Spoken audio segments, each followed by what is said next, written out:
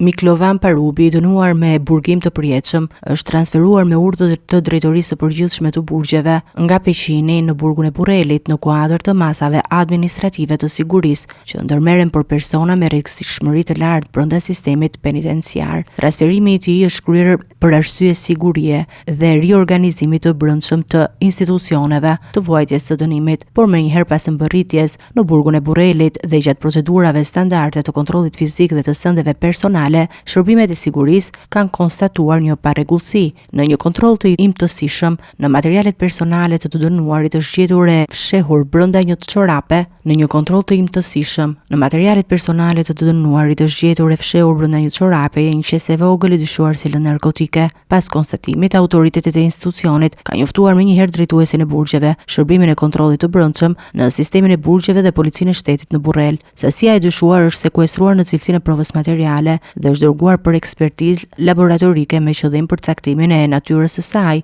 Ndërkohë, ndaj rastit kanë nisur procedurat e verifikimit administrativ dhe penal sipas legjislacionit në fuqi. Drejtoria e Përgjithshme e Burgjeve bën me dije se ngjarja po ndiqet në mënyrë të plotë nga strukturat përkatëse dhe se do të merren masa në varësi të rezultateve të hetimit edhe ekspertizës.